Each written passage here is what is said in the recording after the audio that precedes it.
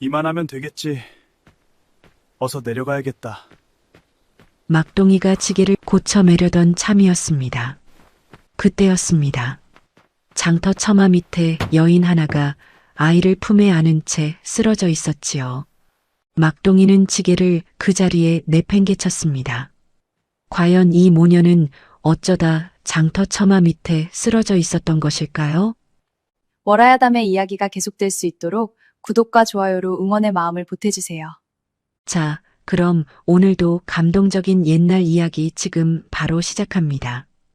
옛날 경상도 밀양 땅에 장이 서는 날이면 온 마을 사람들이 모여드는 큰 장터가 있었습니다.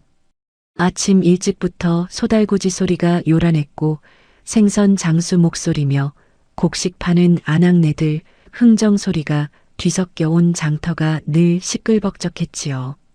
해가 뜨기 무섭게 사람들이 몰려들었고 해가 질 무렵이 되어서야 하나둘 짐을 거두고 돌아가곤 했습니다.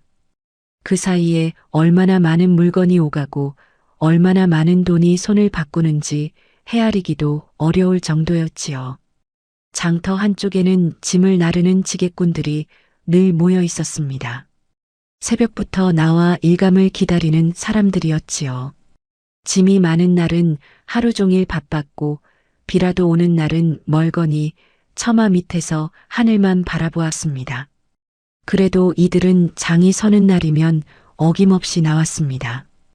이것 말고는 먹고 살 방도가 없었으니까요. 그 지게꾼들 중에 막동이가 있었습니다. 나이는 43. 장가를 들지 못한 노총각이었습니다. 키는 크지 않았지만 어깨가 떡 벌어졌고 팔뚝은 단단했지요. 오랜 지게질로 단련된 몸이었습니다. 손은 두꺼웠고 발바닥은 굳은 살이 박여 있었습니다. 겨울에도 맨발로 장터를 누비는 사람이었지요. 말수가 적고 웃음도 적었습니다. 사람들 사이에서 나서는 법이 없었고 자기 자랑을 하는 법도 없었지요. 하지만 한번 맡은 짐은 끝까지 해냈습니다. 무거운 곡식 자루도 냄새나는 생선통도 남들이 꺼리는 짐도 막동이는 군말 없이 짊어졌지요. 비가 와도 눈이 와도 약속한 짐은 반드시 제때 날랐습니다. 그래서 장터 상인들 사이에서는 제법 신용이 있었습니다. 막동이 찾으면 돼. 그 사람은 절대 약속을 어기는 법이 없거든. 상인들이 그렇게 말하곤 했지요. 막동이를 찾는 사람 중에는 창고지기 서방도 있었습니다. 장터에서 가장 큰 창고를 운영하는 자였지요. 곡식이며 비단이며 약재며 온갖 물건을 보관해주고 삭을 받는 사람이었습니다. 상인들이 장터 밖에서 물건을 들여올 때나 내보낼 때 잠시 맡겨두는 창고였지요. 장터가 크다 보니 창고를 쓰는 상인도 많았고 그만큼 드나드는 물건도 많았습니다. 창고지기 서방의 이름은 윤서방이었습니다. 허리가 굵고 눈이 작았으며 항상 웃는 얼굴을 하고 있었습니다. 상인들을 대할 때는 늘 공손했고 말도 부드러웠지요. 처음 보는 사람이라면 누구든 좋은 인상을 받을 만한 사람이었습니다. 그러나 그 웃음이 어딘지 모르게 기름진 데가 있었습니다. 저 사람 앞에서는 셈을 잘해야 해. 언제 어떻게 빠져나가는지 모르니까. 장터 사람들이 그를 두고 그렇게 말하곤 했지요. 하지만 워낙 오래 장터를 지켜온 사람이라 대놓고 뭐라 하는 이는 없었습니다. 막동이가 사는 곳은 장터에서 조금 떨어진 낡은 오두막이었습니다. 방 한 칸에 부엌 하나가 전부였지요. 벽에는 군데군데 흙이 떨어져 나갔고 비가 오면 처마에서 물이 새기도 했습니다. 겨울이면 틈새로 바람이 들어와 이불을 두 겹 덮어도 추웠지요. 그래도 막동이는 그 오두막을 아꼈습니다. 세상에 제 것이라고는 그것뿐이었으니까요. 밤이 되면 막동이는 혼자 냉기도는 방 안에 앉아 있곤 했습니다. 등잔불도 아까워 켜지 않는 날이 많았지요. 어두운 방 안에서 무릎을 끌어안고 앉아 있으면 사방이 고요했습니다. 이웃집에서 아이 웃음소리가 들려오면 괜히 귀를 기울이곤 했지요. 착하게 살면 언젠가 복이 오고 귀한 인연이 마중 나온다고 했습니다. 막동이는 그 말을 믿었습니다. 아니, 믿으려 했습니다. 43이 되도록 혼자 살아온 사람이었으니까요. 그러던 어느 해 가을이었습니다. 장이 서는 날 아침부터 비가 쏟아지기 시작했습니다. 굵은 빗줄기가 장터 흙바닥을 두들겼고 상인들은 서둘러 물건을 천막 안으로 옮겼지요. 지게꾼들도 처마 밑으로 피했습니다. 비가 오면 집 나르는 일도 줄어들기 마련이었습니다. 그래도 막동이는 그날도 아침 일찍부터 나와 짐을 날랐습니다. 빗속에서도 몇 번을 오갔지요. 기름종이로 만든 우장을 걸쳤지만 그게 별 소용이 없었습니다. 어깨부터 등까지 빗물이 스며들었고 집시는 지늘게 잠겨 발이 흠뻑 젖었지요. 그래도 멈추지 않았습니다. 비 온다고 일을 쉬면 그날 저녁 밥이 없었으니까요. 해가 기울 무렵이 되어서야 겨우 마지막 짐을 내려놓고 지게를 고쳐 메었습니다. 온몸이 무거웠고 발은 얼얼했습니다. 허리를 한번 펴면 뼈마디가 우두둑 소리를 냈지요. 이만하면 되겠지. 어서 내려가야겠다. 막동이가 몸을 돌리려던 그때였습니다. 장터 한쪽 처마 밑 깊숙한 곳에 무언가 웅크린 것이 눈에 들어왔습니다. 처음에는 짐 보따리인가 싶었지요. 그런데 자세히 보니 움직이고 있었습니다. 아주 미세하게 숨을 쉬듯이. 막동이는 지게를 세워두고 그쪽으로 걸어갔습니다. 가까이 가보니 여인 하나가 아이를 품에 꼭 안은 채 쓰러져 있었지요. 빗물에 흠뻑 젖어 있었고 입술은 새파랗게 질려 있었습니다. 품 안의 아이도 힘없이 늘어져 있었지요. 그래도 여인은 끝까지 아이를 놓지 않고 있었습니다. 막동이는 지게를 그 자리에 내팽개쳤습니다. 여보시오. 여보시오. 막동이가 여인의 어깨를 흔들었습니다. 여인이 간신히 눈을 떴지요. 아이가 괜찮습니까? 여인이 가장 먼저 찾은 것은 제 몸이 아니라 아이였습니다. 막동이는 아이의 볼을 손등으로 짚어보았습니다. 차가웠지만 숨은 붙어 있었지요. 살아있소. 걱정 마시오. 막동이는 더 생각하지 않았습니다. 지게를 내려 여인을 부축하고 아이를 품에 안았습니다. 그렇게 빗속을 걸어 오두막으로 향했지요. 오두막에 들어서자마자 아궁이에 불을 지폈습니다. 젖은 나뭇가지라 불이 잘 붙지 않았습니다. 막동이는 무릎을 꿇고 입으로 후후 불었지요. 한참 만에 겨우 불꽃이 살아났습니다. 물을 데워 입술을 적셔주고 묽은 죽을 끓였습니다. 쌀이 얼마 없어서 물을 많이 넣을 수밖에 없었지요. 그래도 뜨거운 것이 필요했습니다. 아이는 한참 뒤에야 눈을 떴습니다. 막동이는 그 눈빛을 보고 멈추었습니다. 아이의 눈이 예사롭지 않았습니다. 또렷하고 깊었지요. 갓 깨어난 아이라고는 믿기 어려울 만큼 또렷한 눈이었습니다. 아무것도 놓치지 않겠다는 듯 방 안 구석구석을 천천히 훑고 있었습니다. 석가래를 보고 벽을 보고 아궁이를 보았지요. 그러다가 막동이를 보았습니다. 그리고 그대로 눈을 고정시켰습니다. 막동이는 괜히 가슴이 뜨끔했습니다. 뭔가 꿰뚫어 보이는 것 같은 눈빛이었거든요. 며칠이 지나 여인이 겨우 정신을 차렸습니다. 여인의 이름은 분이었습니다. 나이는 32. 남편을 폐병으로 잃고 의탁할 곳을 찾아 떠돌다 쓰러진 것이었지요. 아이는 7살 난 딸 점순이었습니다. 점순이는 태어날 때부터 다리를 쓰지 못합니다. 분이가 조용히 말했습니다. 목소리가 가라앉아 있었지요. 걷지를 못해요. 늘 이렇게 안고 다녀야 합니다. 폐가 많지요. 막동이는 점순이를 바라보았습니다. 점순이는 어미 품에 안긴 채 막동이를 올려다보고 있었지요. 그 눈빛은 여전히 또렷했습니다. 불쌍하다거나 처량하다거나 하는 기색이 전혀 없었습니다. 막동이는 그 눈을 오래 들여다보다가 짧게 말했습니다. 당분간 여기 있으시오. 분이가 고개를 들었습니다. 폐가 됩니다. 그냥 있을 수는. 막동이가 손을 저었습니다. 추운 날씨에 아이를 데리고 어디를 가시겠소? 당분간 여기 있으시오. 분이는 몸이 회복되자 오두막 안을 조금씩 거들기 시작했습니다. 흩어진 것들을 정리하고 먼지가 쌓인 곳을 닦고 해진 막동이 옷을 꿰맸지요. 누가 시킨 일이 아니었습니다. 받은 것을 그냥 넘기고 싶지 않았던 것입니다. 처음에는 작은 일부터였습니다. 마당에 나뒹구는 지게 끈을 정리하거나 아궁이 앞에 쌓인 재를 쓸어내는 일이었지요. 그러다가 차츰 더 많은 일을 거들었습니다. 막동이가 새벽에 나가면 분이는 부엌에 들어가 밥을 지었습니다.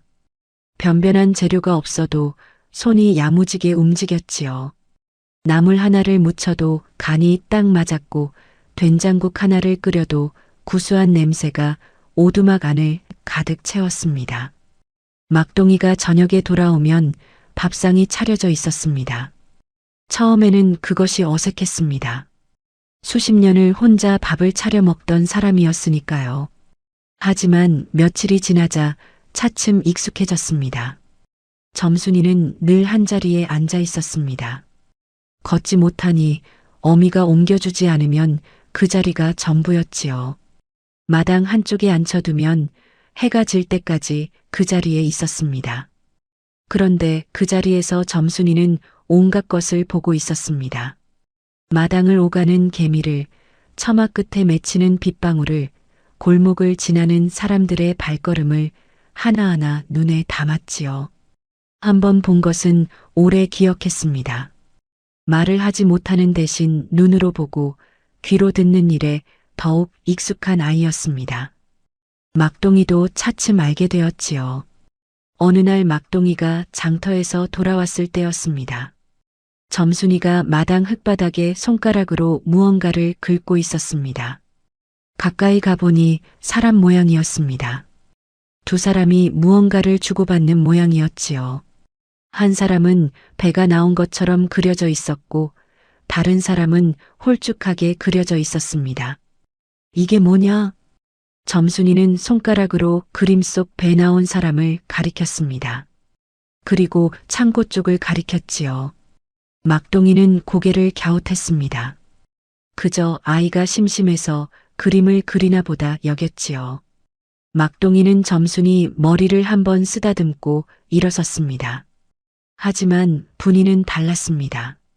분이는 점순이가 손짓으로 전하는 말을 알아들을 수 있었습니다. 어릴 때부터 그렇게 뜻을 주고받아 왔으니까요. 그날 밤이었습니다. 막동이가 잠들고 나서 분이는 점순이를 무릎에 앉히고 낮은 목소리로 물었습니다. 점순아, 낮에 그 그림, 뭘 본 거야? 점순이가 손짓으로 대답했습니다. 배 나온 사람을 흉내내고 창고 쪽을 가리켰습니다. 그리고 두 손을 맞잡아 무언가를 주고받는 신용을 했지요. 그러다가 한쪽 손을 소매 안에 넣는 신용을 했습니다. 분이의 눈빛이 가늘어졌습니다. 창고지기 서방이 누군가와 몰래 물건을 주고받았다는 거야? 점순이가 고개를 끄덕였습니다. 분이는 한참 말이 없었습니다. 등잔불이 벽에 흔들리고 있었지요. 한번 본 것만으로는 섣불리 판단하기 어려웠습니다. 그러나 그냥 넘길 일도 아니었습니다. 점순이는 한번 본 것을 잘못 기억하는 아이가 아니었습니다. 점순아, 앞으로 또 그런 일이 보이면 엄마한테 꼭 알려줘. 점순이가 다시 고개를 끄덕였습니다. 그날부터 점순이는 더 유심히 보기 시작했습니다. 막동이가 장터로 나가면 분이는 점순이를 창고가 잘 보이는 자리에 앉혀두었지요. 걷지 못하는 아이였으니 한자리에 오래 앉아 있는 것은 익숙한 일이었습니다. 사람들도 거들떠보지 않았지요. 그저 다리 못 쓰는 아이가 앉아 있구나 여길 뿐이었습니다. 그런데 그 아이의 눈이 모든 것을 보고 있었습니다. 창고지기 서방의 이름은 윤서방이었습니다. 장터에서 10년이 넘게 창고를 운영해 온 사람이었지요. 윤서방이 하는 일은 이러했습니다. 상인들이 물건을 맡기면 장부에 수량을 적어두었지요. 그런데 그 장부에 적힌 수량이 실제와 늘 조금씩 달랐습니다. 처음에는 워낙 조금씩이라 아무도 눈치채지 못했지요. 비단 한 필이 빠지거나 곡식 한 마리 모자라도 상인들은 제 실수련이 여겼습니다. 셈이 맞지 않으면 윤서방이 먼저 나서서 장부를 들이밀었으니까요. 이것 보시오. 여기 다 적혀 있지 않소? 장부가 증거였습니다. 장부는 윤서방 손으로 적은 것이었으니 당연히 윤서방에게 유리하게 되어 있었지요. 그 물건들은 어디로 갔을까요? 윤서방에게는 따로 거래하는 사람이 있었습니다. 장터 밖에서 물건을 받아 다른 곳에 되파는 사람이었지요.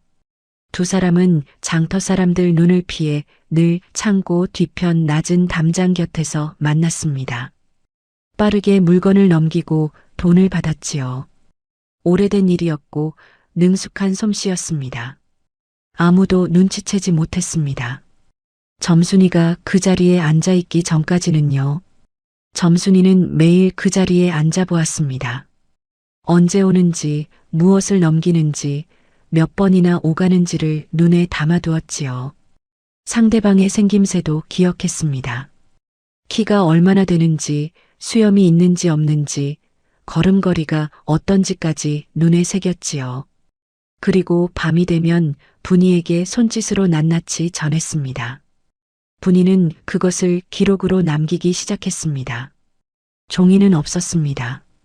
그래서 분이는 막동이 낡은 옷에서 뜯어낸 천조각을 꺼냈습니다. 행랑채 구석에 굴러다니던 자투리 천이었지요. 남들은 거들떠보지도 않는 헌 천조각이었습니다. 분이는 거기에 바느질 바늘로 표시를 새기기 시작했습니다. 언제 무엇이 나갔는지는 바느질 땀으로 표시해 두었지요. 가로로 한 땀은 비단, 세로로 한 땀은 곡식, 대각선 한 땀은 약재를 뜻했습니다. 그리고 수량은 콩알과 파탈을 작은 주머니에 나누어 담아 따로 보관했지요. 콩알은 날짜를, 파탈은 수량을 뜻했습니다. 바느질하는 여인이 콩과 팥을 만지는 모습을 두고 의심할 사람은 없었습니다. 부엌일을 맡은 여인이 그것을 만지는 것은 지극히 당연한 일이었으니까요. 분이는 그 기록들을 자기 옷가지 사이 깊숙한 곳에 숨겨두었습니다. 그렇게 날이 쌓였습니다. 천이의 바느질 표시도 하나둘 늘어났고 콩알 파탈 주머니도 하나둘 많아졌지요. 분이는 서두르지 않았습니다. 섣불리 나섰다가 윤서방이 잡아떼기라도 하면 오히려 낭패였지요. 말 못하는 아이의 손짓과 이름 없는 여인의 바느질 천만으로는 아무도 믿어주지 않을 터였습니다. 때를 기다려야 했습니다. 막동이는 그 사이에도 아무것도 모른 채 날마다 장터로 나갔습니다. 몸이 고단해도 돌아오면 점순이를 먼저 찾았습니다. 점순아, 오늘 하루 잘 있었냐? 점순이는 막동이를 보면 눈이 달라졌습니다. 그 또렷하고 깊은 눈빛이 조금 부드러워졌지요. 막동이가 다가오면 손을 뻗었습니다. 막동이는 그 손을 잡아 호호 불어주었지요. 분이는 그런 막동이를 볼 때마다 가슴이 이상하게 뭉클해졌습니다. 이 사람은 받는 것에 익숙하지 않은 사람이었습니다. 누군가에게 베푸는 것만 알고 살아온 사람이었지요. 그런데 그 베품이 얼마나 자연스럽고 가벼운지 보는 사람이 도리어 부끄러워질 지경이었습니다. 분이는 그럴 때마다 품에 숨겨둔 바느질 천을 손으로 만졌습니다. 반드시 때가 올 것이었습니다. 어느 날 아침이었습니다. 막동이가 장터로 나가려던 참에 분이가 조용히 불러 세웠습니다. 저 드릴 말씀이 있어요. 분이는 막동이를 방 안으로 들였습니다. 그리고 품에서 바느질 천을 꺼냈지요. 콩알 파탈 주머니도 하나씩 꺼내 바닥에 펼쳤습니다. 이게 뭐요? 분이가 천천히 입을 열었습니다. 윤서방이 창고 물건을 빼돌리고 있어요. 막동이는 그 자리에서 굳었습니다. 점순이가 본 것입니다. 날마다 저한테 손짓으로 알려줬어요. 저는 그것을 여기에 남겨뒀지요. 분이는 바느질 천을 짚어가며 하나하나 설명했습니다. 언제 무엇이 나갔는지, 몇 번이나 있었는지, 상대방은 어떻게 생긴 사람인지까지 빠짐없이 기록해 둔 것이었습니다. 막동이는 한참 동안 그것을 들여다보았습니다. 천천히 주머니를 열어 콩알을 세어보았지요. 파탈도 세어보았습니다. 그러다가 고개를 들었습니다. 이걸 점순이가 다 본 거요? 분이가 고개를 끄덕였습니다. 막동이는 점순이를 바라보았습니다. 점순이는 방 한쪽에 조용히 앉아 두 사람을 보고 있었습니다. 막동이와 눈이 마주치자 고개를 끄덕였지요. 막동이는 입술을 꾹 다물었습니다. 가슴속에서 무언가 천천히 끓어오르는 것이 느껴졌지요. 알겠소. 더 지켜봅시다. 그날부터 막동이는 눈을 더 크게 뜨고 장터를 다녔습니다. 짐을 나르면서도 창고 쪽을 슬쩍슬쩍 살폈지요. 윤서방이 누구를 만나는지, 언제 창고 뒤편으로 가는지를 눈여겨보았습니다. 티가 나지 않게 해야 했습니다.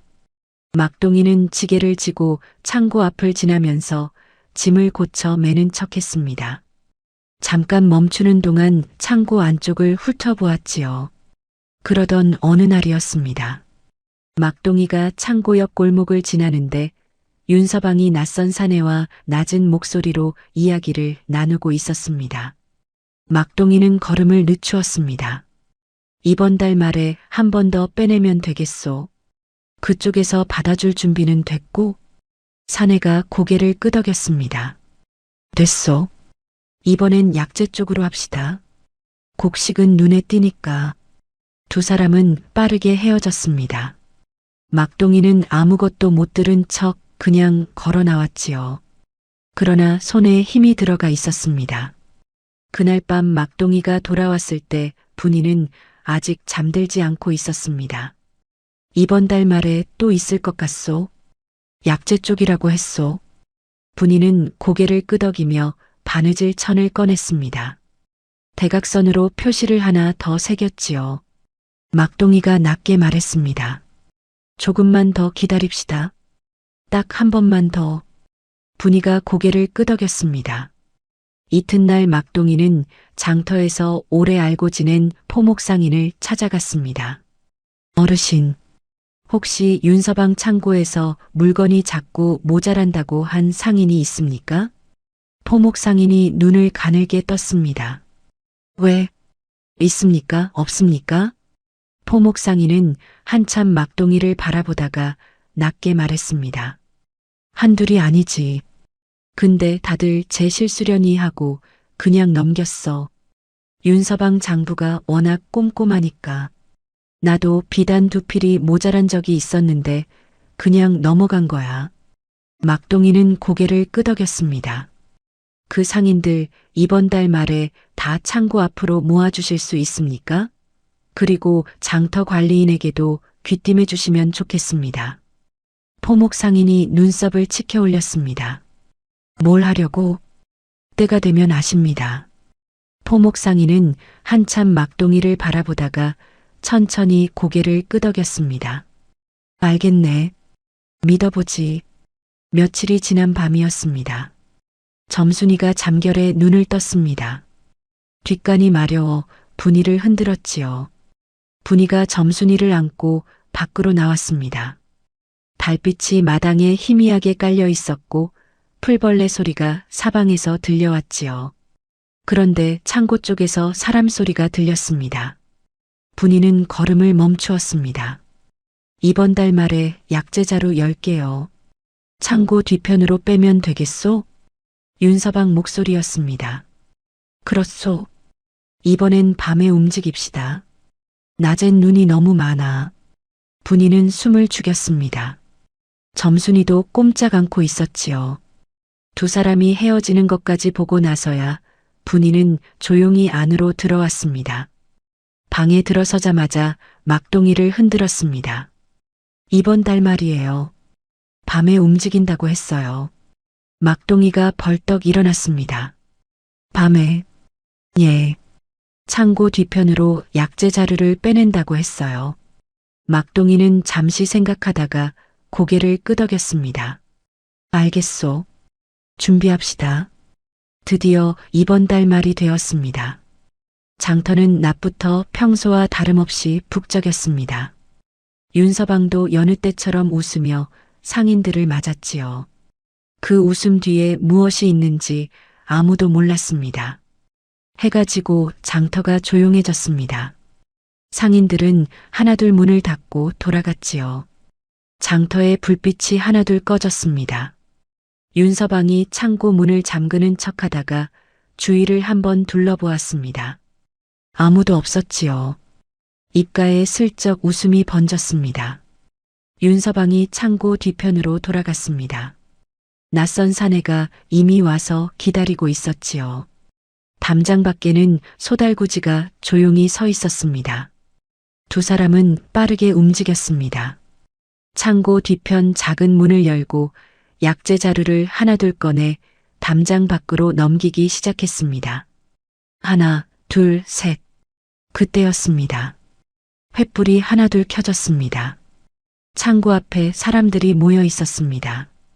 포목 상인을 비롯한 장터 상인 67명이었습니다. 그리고 그 가운데 장터 관리인이 서 있었지요. 막동이도 그 자리에 있었습니다. 윤서방의 얼굴이 굳었습니다. 손에 들고 있던 약재 자루가 바닥에 툭 떨어졌습니다. 이게 무슨 일이요? 장터 관리인이 앞으로 나섰습니다. 창고 뒤편에서 밤중에 뭘 하고 있었소? 윤서방은 얼른 웃음을 지어 보였습니다. 이건 물건 정리를 하던 중이었소. 오해하신 것 같은데. 그때 막동이가 품에서 바느질 천을 꺼냈습니다. 그리고 콩알 주머니와 팥알 주머니를 나란히 바닥에 펼쳤지요. 장터 관리인이 천을 집어들고 들여다보았습니다. 콩알을 세어보고 팥알도 세어보았지요. 날짜가 있고 수량이 있소. 2달치가 넘소. 관리인이 고개를 들어 윤서방을 바라보았습니다. 이게 맞소, 틀리오? 윤서방은 입술을 달싹였습니다. 그러나 아무 말도 나오지 않았습니다. 막동이가 조용히 말했습니다. 창고 장부와 맞춰보시면 됩니다. 하인들이 창고 안으로 들어가 장부를 꺼내왔지요. 장부와 바느질 천을 나란히 펼쳐 하나하나 맞춰보기 시작했습니다. 날짜도 맞았고 수량도 맞았습니다. 장부에는 멀쩡히 적혀 있는데 실제 물건은 없는 것들이 하나둘 드러났지요. 상인들이 술렁이기 시작했습니다. 아니 그럼 내 비단이 그게 다 빠진 거였어? 내 약재도 그래서 모자랐던 거야? 내가 제 실수인 줄만 알았는데. 윤서방은 그 자리에서 무릎을 꿇었습니다. 옆에 있던 낯선 사내도 도망치려다 잡혔지요. 살려주시오. 제발 한 번만 봐주시오. 제가 다 갚겠습니다. 관리인이 차갑게 말했습니다. 10년 동안 장터 사람들을 속였소. 한 번만이 어디 있소. 그날 밤 윤서방은 장터 관리인에게 끌려갔습니다. 창고도 봉인되었지요. 장터 사람들은 저마다 잃어버린 물건값을 돌려받게 되었습니다. 그리고 오래 비어있던 창고 운영권이 문제가 되었습니다. 포목 상인이 관리인에게 말했습니다. 이번 일을 밝혀낸 것은 저 사람이요. 막동이라고. 장터에서 오래 지게질을 해온 사람이지요. 관리인이 막동이를 바라보았습니다. 어떻게 알았소? 막동이는 잠시 머뭇거리다가 말했습니다. 제 집 아이가 본 것입니다. 걷지 못하는 아이인데 한자리에 오래 앉아 있다 보니 남들보다 더 많이 보더이다. 그 아이가 손짓으로 알려줬고 그 집 어미가 기록을 남긴 것입니다. 저는 그것을 받아서 여기 온 것뿐이지요. 관리인은 오래 막동이를 바라보았습니다. 그러다가 낮게 말했습니다. 창고 운영을 맡아보겠소? 막동이가 고개를 들었습니다. 저 같은 사람이요? 관리인이 고개를 끄덕였습니다. 장터에서 오래 일했고 이번 일도 공이 크오. 믿을 만한 사람이 필요하오. 포목상인이 옆에서 거들었습니다. 해보게 막동이. 자네라면 잘할 수 있어. 막동이는 천천히 고개를 끄덕였습니다. 알겠습니다. 맡겠습니다. 다음 날 아침이었습니다. 막동이가 오두막으로 돌아왔습니다. 분이는 부엌에서 죽을 끓이고 있었지요.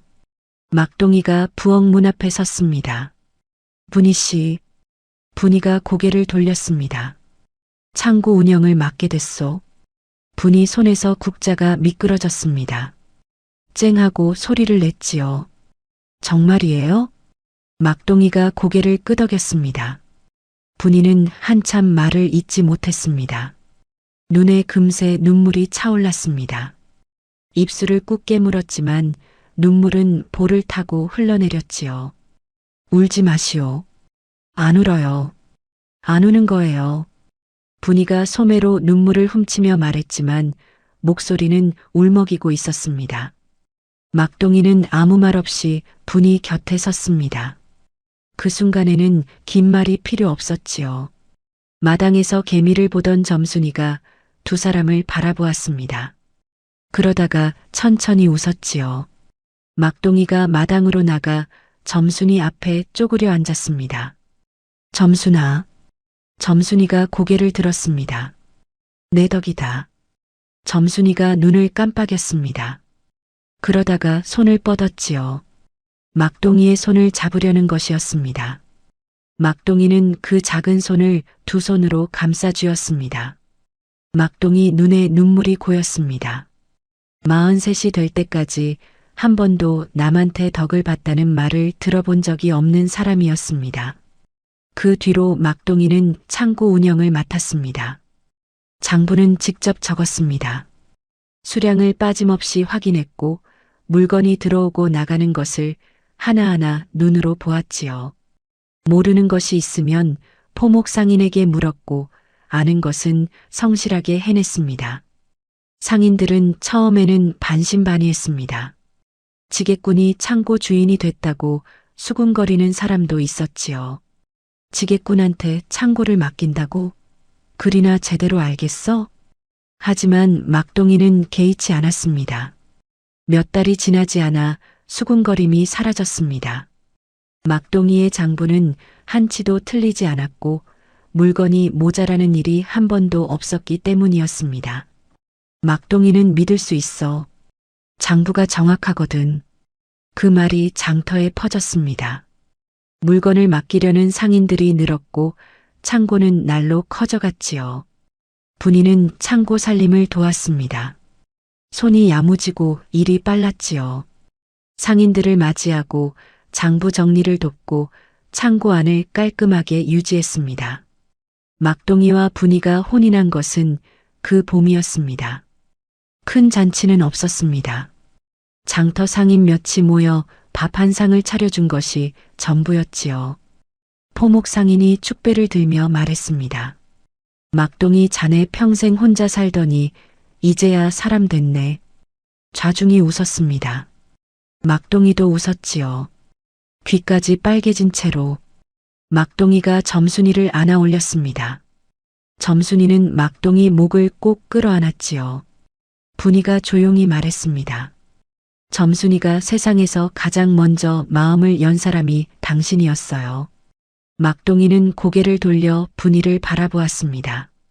그리고 말없이 고개를 끄덕였지요. 세월이 흘렀습니다. 막동이의 창고는 장터에서 가장 큰 창고가 되었습니다. 사람들은 막동이를 더는 지게꾼이라 부르지 않았습니다. 창고 어른이라 불렀지요. 점순이는 여전히 걷지 못했습니다. 그러나 창고 한쪽에 자리를 잡고 앉아 드나드는 사람들을 바라보았지요. 막동이는 큰 거래가 있을 때면 꼭 점순이 곁에 앉아 귀띔을 구했습니다. 점순아, 저 사람 어떻게 보이냐? 점순이는 잠시 그 사람을 바라보다가 고개를 끄덕이거나 저었지요. 막동이는 그 대답을 한 번도 무시한 적이 없었습니다. 어느 날 저녁이었습니다. 막동이가 창고 일을 마치고 돌아왔습니다. 점순이가 마당에 앉아 있었지요. 해가 기울어 마당에 긴 그림자가 드리워져 있었습니다. 막동이가 점순이 옆에 앉았습니다. 점순아. 점순이가 고개를 들었습니다. 막동이는 한참 말이 없었습니다. 그러다가 천천히 말했지요. 그날 비 오는 날 내가 처마 밑에 있지 않았다면 나는 지금도 지게를 지고 있었을 거다. 점순이는 눈을 깜빡였습니다. 그러다가 고개를 저었지요. 아니라는 뜻이었습니다. 분이가 곁에서 알아들었습니다. 어차피 데려왔을 거래요. 당신이라면 그냥 지나쳤을 리 없다고. 막동이는 한참 그 말을 듣고 있었습니다. 그러다가 피식 웃었지요. 그런가. 점순이도 웃었습니다. 마당에 긴 그림자가 드리워졌습니다. 바람이 살랑살랑 불어왔지요. 분이가 부엌에서 나와 두 사람 곁에 앉았습니다. 세 사람은 나란히 앉아 저녁 하늘을 바라보았지요. 아무 말이 없었습니다. 그래도 그 고요한 시간이 더없이 따뜻했습니다. 마을 사람들도 뒤늦게 그 이야기를 전해 들었습니다. 쓰러진 모녀를 거둔 지게꾼 이야기, 말 못하고 걷지 못하는 아이가 나쁜 일을 밝혀낸 이야기, 지게꾼이 창고 주인이 된 이야기였지요. 사람들은 고개를 끄덕이며 말했습니다. 복은 멀리 있는 게 아니야. 눈앞에 사람을 외면하지 않은 데서 오는 거지. 막동이는 그날 비 오는 장터에서 지게를 내팽개쳤습니다. 하루 종일 날라번 품삯이 고스란히 실려있던 지게였지요. 그러나 그 지게를 내팽개친 자리에서 사람을 얻었고, 가족을 얻었고, 창고를 얻었고, 새 삶을 얻었습니다. 버린 것보다 돌아온 것이 훨씬 컸던 것입니다. 복은 먼 데서 오는 것이 아니었습니다. 눈앞에 사람을 외면하지 않은 그 마음이 복의 시작이었지요. 여러분의 하루에도 그런 마음이 함께하길 바랍니다. 다음 영상을 빠르게 만나보시려면 좋아요와 구독을 눌러주세요. 지금 화면에 나오는 월화야담의 더 재미있는 영상들도 함께 해주세요. 그럼 모두 행복한 하루 보내세요. 감사합니다.